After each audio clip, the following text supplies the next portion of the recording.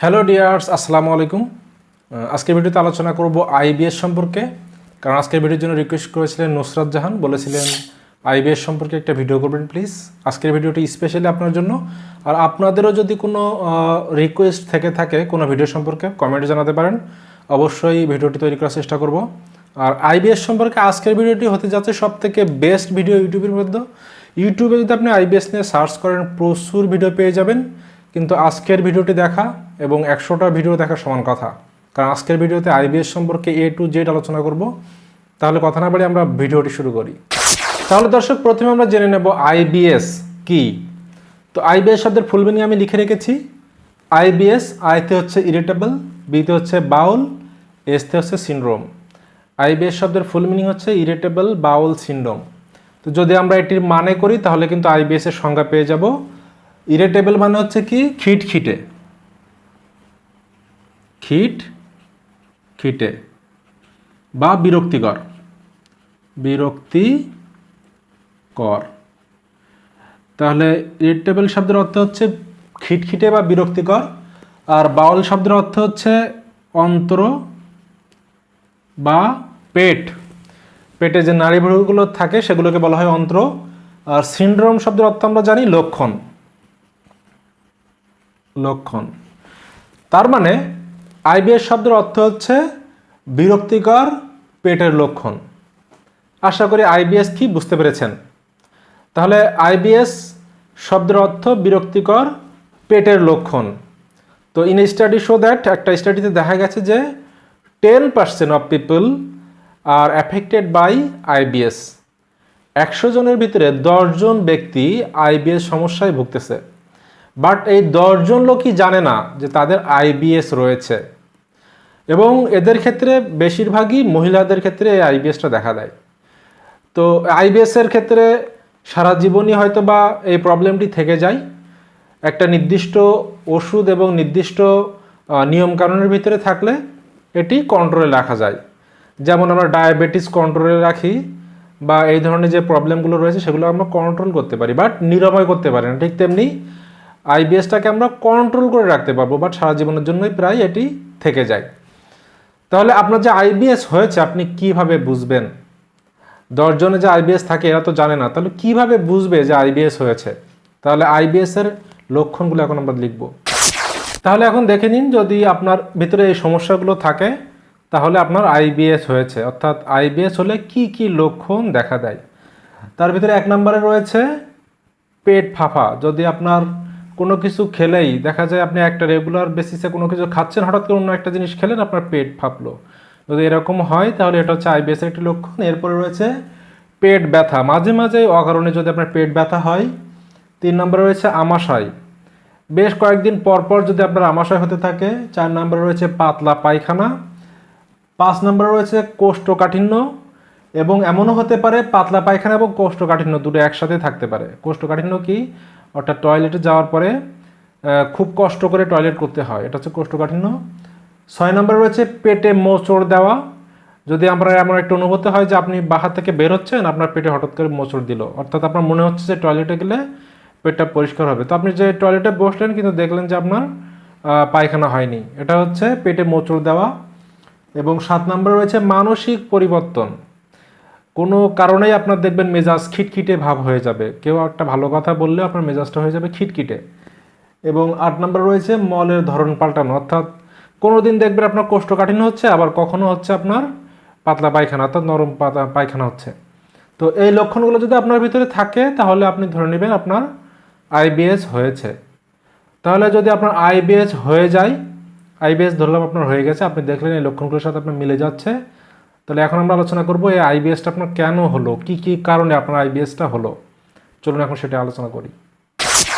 তাহলে দর্শক, এখন আলোচনা করব আইবিএস কেন হয়। আইবিএস হওয়ার পিছনে অনেকগুলো কারণ থাকতে পারে, তার ভিতরে প্রধান কয়েকটি কারণ আমি লিখে রেখেছি। তার ভিতরে 1 নম্বরে রয়েছে মানসিক দুশ্চিন্তা। যদি আপনার বেশি পরিমাণে স্ট্রেস বা মানসিক দুশ্চিন্তা থাকে, এনজাইটি থাকে, ডিপ্রেশন থাকে, তাহলে কিন্তু আপনার আইবিএস হওয়ার লক্ষণ বা সম্ভাবনা বেড়ে যায়। 2 নম্বরে রয়েছে সঠিকভাবে খাবার গ্রহণ না করা। অর্থাৎ আপনি সকালের খাবার খেলেন দুপুরবেলা, দুপুরবেলার খাবার খেলেন রাত্রেবেলা, বা সকালে খেলেনই না, কোনো দিন খেলেন কখনো খেলেন না, এরকম করলে আপনার আইবিএস হওয়ার সম্ভাবনা বেড়ে যাবে। অর্থাৎ সকালের খাবার যখন খাবেন ঠিক প্রতিদিন ওই সময় খাওয়ার চেষ্টা করবেন, দুপুরের খাবার যখন নেবেন ঠিক ওই সময় দুপুরের খাবার নেওয়ার চেষ্টা করবেন। এমনভাবে খাবারের যদি আপনার টাইম টেবিল না থাকে তাহলে কিন্তু আপনার আইবিএস হওয়ার সম্ভাবনা বেড়ে যাবে। 3 নম্বরে রয়েছে জাঙ্ক ফুড, তৈলাক্ত জাতীয় খাবার। অর্থাৎ রান্নার ক্ষেত্রে কিন্তু আমাদেরকে অবশ্যই খেয়াল রাখতে হবে যে আমাদের যাতে মশলা, যে সকল মশলা বা তৈলাক্ত আমাদের জন্য ক্ষতিকর সেগুলো কমিয়ে দেওয়া, এবং রাস্তাঘাটে যে জাঙ্ক ফুডগুলো পাওয়া যায় সেগুলোকে যথাসম্ভব এড়িয়ে চলা। 4 নম্বরে রয়েছে ঘুমের সময় ঠিক না থাকা। অর্থাৎ আপনি একদিন রাত্রেবেলা ঘুমালেন রাত 8টার সময়, পরের দিন আবার ঘুমালেন রাত 11টার সময়, তার আগের দিন আবার একটা ঘুমাচ্ছেন আপনি রাত 9টার সময়, মানে এক এক দিন এক এক টাইম টেবিল। এটা যদি হয় আপনার, তাহলে কিন্তু আইবিএসটা বেড়ে যাওয়ার সম্ভাবনা থাকে। এই জন্য একটি নির্দিষ্ট সময় আপনি ঘুমিয়ে পড়বেন, রাত 10টা মানে রাত 10টা বাজলে আপনি সব কাজকর্ম বন্ধ, ঘুমিয়ে পড়বেন। এরপরে রয়েছে 5, বংশগত কারণে, অর্থাৎ জেনেটিক প্রবলেম যদি আপনার থেকে থাকে বা অটোইমিউন ডিজিজ যদি থেকে থাকে তাহলে কিন্তু আইবিএসটা আপনার হতে পারে। তো এই হচ্ছে আইবিএস হওয়ার লক্ষণ। তো ধরে নিলাম আপনি লক্ষণ সম্পর্কে জেনে গেলেন, এখন তো আপনার চিকিৎসা করতে হবে। তাহলে এখন আমি আলোচনা করব আইবিএস যদি আপনার হয় এটির কিভাবে চিকিৎসা বাসায় নেবেন এবং কিভাবে এর থেকে আপনি মুক্ত থাকবেন। তো আইবিএস এর ট্রিটমেন্ট করতে হলে প্রথমে দেখতে হবে আপনি আইবিএস এর কোন পর্যায়ে বা কোন গ্রুপে রয়েছেন। আইবিএস মূলত 3 ধরনের, এখানে লেখা রয়েছে আইবিএস 3 প্রকার: আইবিএস সি, আইবিএস ডি এবং আইবিএস এম, 3 প্রকার। তো আইবিএস সি কি জিনিস? আইবিএস সিতে হচ্ছে কনস্টিপেশন। কনস্টিপেশনের প্রথম অক্ষর সি, তার মানে হচ্ছে সিতে হচ্ছে কনস্টিপেশন। তার মানে যদি আপনার কনস্টিপেশনের সাথে পেট ব্যথা থাকে, পেট ব্যথা, যদি আপনার কনস্টিপেশন মানে কোষ্ঠকাঠিন্য, অর্থাৎ পায়খানা করতে যে আপনার কষ্ট হয়, সহজে পায়খানা হয় না, এরকম যদি থাকে তাহলে আপনাকে সেটা বলবে আইবিএস সি।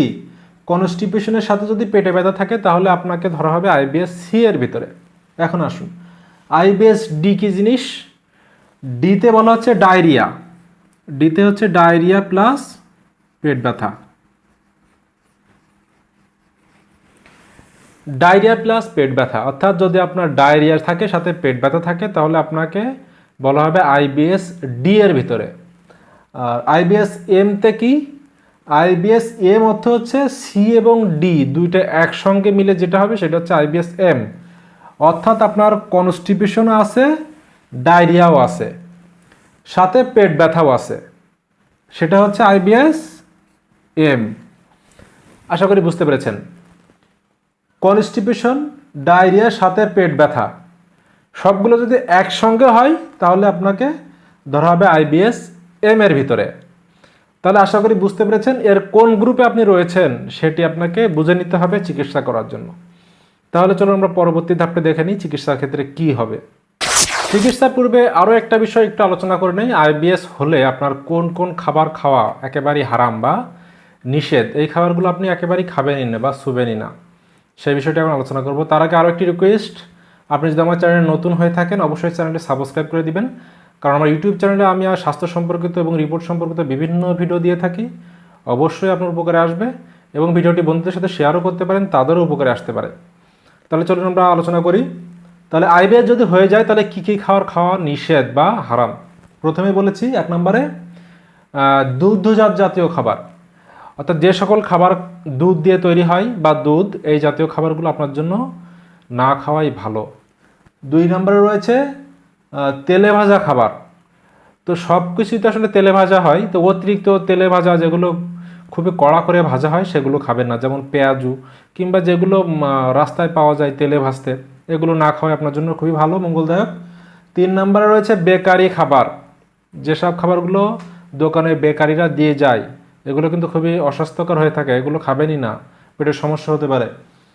এরপরে 4 নম্বরে রয়েছে কৃত্রিম চিনি বা ক্যাফেইন। ক্যাফেইন কিসে রয়েছে? চায়ে রয়েছে, অর্থাৎ চা খাওয়া না খাওয়াই আপনার জন্য ভালো। এবং সবার শেষে 5 নম্বরে রয়েছে মশলাযুক্ত খাবার। যদি খাবার বাসায়ও রান্না করেন অবশ্যই কম মশলা দিয়ে রান্না করবেন, তাহলে আপনি আইবিএস থেকে মুক্ত থাকতে পারবেন। তাহলে আশা করি বুঝতে পেরেছেন কোন কোন খাবার খাওয়া যাবে না। আর চিকিৎসার পূর্বে আরও একটি বিষয় আলোচনা করব, কখন আপনি অবশ্যই ডক্টরের পরামর্শ নেবেন, কি কি লক্ষণ দেখা গেলে আপনি বাসায় বসে থাকবেন, অবশ্যই ডক্টরের পরামর্শ নেবেন, না হলে হতে পারে বড় ধরনের সমস্যা। তাহলে চলুন আমরা সেটুকু জেনে নেই। এখন দেখুন, এই 5টি লক্ষণ যদি আপনার ভিতরে থেকে থাকে অবশ্যই দ্রুত ডক্টরের পরামর্শ নেবেন। সেই 5টি লক্ষণ কি কি? 1 নম্বরে লিখেছি, মলের সাথে যদি রক্ত যায়, অর্থাৎ পায়খানা করার সময় যদি আপনার পায়খানার সঙ্গে রক্ত আসে তাহলে অবশ্যই ডক্টরের পরামর্শ নেবেন। 2 নম্বরে রয়েছে ওজন কমে যাওয়া, আপনি দেখলেন আপনার আইবিএস প্রবলেম রয়েছে এবং ধীরে ধীরে আপনার ওয়েটটা লস হয়ে যাচ্ছে, এক্ষেত্রে অবশ্যই ডক্টরের পরামর্শ নেবেন।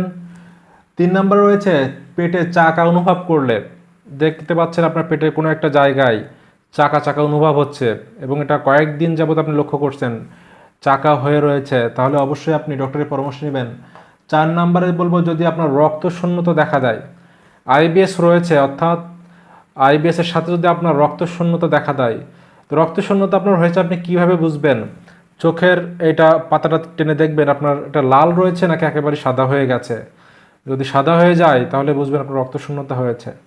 এবং সবার শেষে বলবো, ঘুমের মাঝে টয়লেটের চাপ, আপনি ঘুমিয়ে রয়েছেন, হঠাৎ করে আপনার টয়লেটের চাপ আসলো, প্রেশার আসলো, ঘুমের ভিতরে আপনি উঠে দৌড়ে টয়লেটে চলে গেলেন, এরকম যদি কয়েকদিন বারবার হতে থাকে অবশ্যই আপনি ডক্টরের পরামর্শ নেবেন। এখন আলোচনা করব কিভাবে আপনি বাসায় চিকিৎসা নেবেন, তাহলে চলুন আমরা সেটি জেনে নেই। এখন তাহলে সবার শেষে আলোচনা করব আইবিএস এর ট্রিটমেন্ট কি। আইবিএস এর ট্রিটমেন্ট আগেই বলেছি, এটি যেহেতু দীর্ঘদিন বা সারা জীবনই প্রায় এই লক্ষণটা থেকে থাকে, ডক্টরের থেকে আপনি ওষুধ খেলেন, ওষুধ খাওয়ার পর হয়তো 1 বছর 2 বছর ভালো থাকবে, আবার কিন্তু এটি দেখা দেয়। তো আইবিএস সারা জীবনের একটি রোগ বলা যেতে পারে। তো কিছু নিয়মকানুন যদি আপনি মেনে চলেন তাহলে কিন্তু এটি নিয়ন্ত্রণ করা সম্ভব। সেই নিয়মকানুনগুলো কি? 1 নম্বর আমি লিখে রেখেছি যে নিয়মিত ব্যায়াম করা, অর্থাৎ আপনি যদি রেগুলার বেসিসে ব্যায়াম করেন, আমাদের পেটে যে কোলোডিক মুভমেন্টটা রয়েছে সেটা যদি ঠিক মতো হয় তাহলে কিন্তু আপনার এই আইবিএস প্রবলেমটা ধীরে ধীরে ঠিক হয়ে যাবে। 2 নম্বরে লিখে রেখেছি অল্প করে খাওয়া, একবারে আপনি সম্পূর্ণ বেশি পরিমাণে না খেয়ে অল্প অল্প করে বারবার খেলেন, এতে কিন্তু আপনার এই আইবিএস প্রবলেমটা হওয়ার সম্ভাবনা কমে যাবে। এবং 3 নম্বরে লিখে রেখেছি চিন্তা মুক্ত থাকা, আপনাকে স্ট্রেস মুক্ত থাকতে হবে, ডিপ্রেশন এনজাইটি মুক্ত থাকতে হবে। সেজন্য যে সকল সমস্যাগুলো সমাধান করলে আপনি চিন্তামুক্ত থাকবেন সেগুলো সমাধান করে ফেলবেন। এরপরে বলেছি 4 নম্বরে খাওয়ার সময় ঠিক রাখা, খাবার সময় ঠিক রাখা, অর্থাৎ আপনি যে সময়ে খাচ্ছেন ঠিক সেই সময়ে প্রত্যেকবার খাওয়ার চেষ্টা করবেন। এতে করে আপনার যে ভিতরে ইমিউন সিস্টেমটা রয়েছে সেটা কিন্তু ডেভেলপ করে, অর্থাৎ আপনি প্রতিদিন এক এক সময় যদি খান তাহলে ইমিউন সিস্টেমটাকে আপনি ধীরে ধীরে নষ্ট করে ফেললেন। এজন্য এক সময় খাওয়ার চেষ্টা করবেন, সকালে 8টা থেকে 9টার ভিতরে যদি আপনি খান প্রতিদিন সেই সময় খাবেন, এরকমভাবে টাইম করে নেবেন। এবং সবার শেষে বলেছি ডক্টরের পরামর্শ নেবেন। আর যদি মেডিসিনের কথা বলতে হয় তাহলে অবশ্যই ডক্টরের পরামর্শ অনুযায়ী, যেহেতু অনলাইনে কোনো ধরনের মেডিসিন সম্পর্কে তথ্য দেওয়া ঠিক নয়, তো আপনি কোনো মেডিসিন সম্পর্কে বলবো না, সরাসরি আপনার ডক্টর অর্থাৎ গ্যাস্ট্রোএন্টারোলজি একজন ডক্টরের পরামর্শ নিতে পারেন। তাহলে আশা করি এই বিষয়টি আপনার আরও তিনি ভালো পরামর্শ দিবেন এবং আপনি আইবিএস থেকে মুক্ত থাকতে পারবেন। তো ভিডিওটি ভালো লাগলে চ্যানেলটি সাবস্ক্রাইব করে রাখুন। দেখা হবে পরের ভিডিওতে নতুন কোনো স্বাস্থ্য টিপস নিয়ে। ততক্ষণ ভালো থাকুন, সুস্থ থাকুন। আজকে এখানে, আল্লাহ হাফেজ।